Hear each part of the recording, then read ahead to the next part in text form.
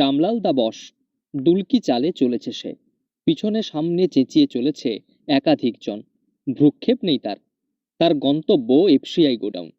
বেশ স্টাইলে চাল খেয়ে পেট মোটা করেই চলে গেল জঙ্গলমহলে প্রিয় রামলাল, যেন একাই ডন।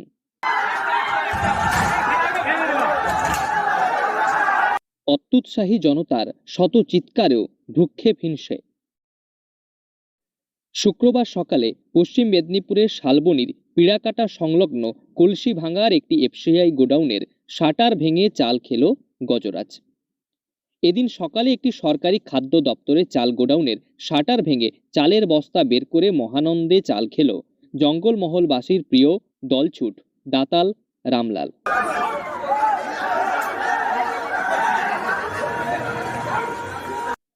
আর সেই দৃশ্য তাড়িয়ে তাড়িয়ে উপভোগ করলেন কয়েকশো উৎসাহী জনতা। কিছুক্ষণ পর আবার রাজকীয় মেজাজে হেলে দুলে সেখান থেকে বিদায় নেয় সুবিশাল এই পূর্ণবয়স্ক হাতিটি।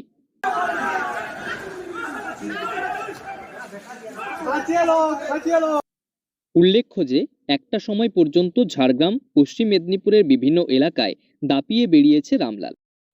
খাবারের সন্ধানে বেশিরভাগ সময় সরাসরি লোকালয়ে পৌঁছে গেলেও রামলাল সাধারণ মানুষ বা গবাদি পশুর উপর তেমন হামলা চালায়নি বলেই জানা যায়।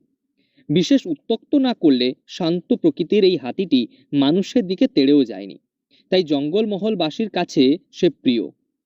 গত কয়েক মাস আগে অবশ্য রামলাল বাঁকুড়ায় পৌঁছে গিয়েছিল, সেখানে দলছুট থেকে দলনেতায় পরিণত হয়।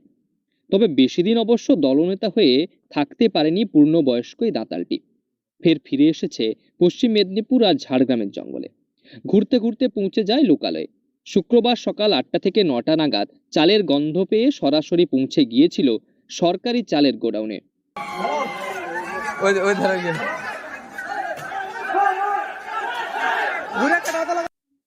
তারপর সেই পুরনো মেজাজে গোডাউনের লোহার শাটার বা দরজা ভেঙে বস্তা বের করে চাল খায় রাজকীয় ভঙ্গিতে।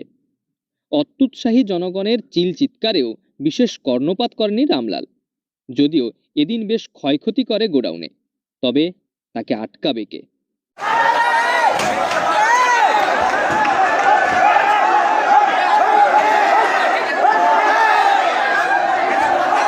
পশ্চিম মেদিনীপুর থেকে রঞ্জন চন্দ্রের রিপোর্ট, লোকাল 18 বাংলা।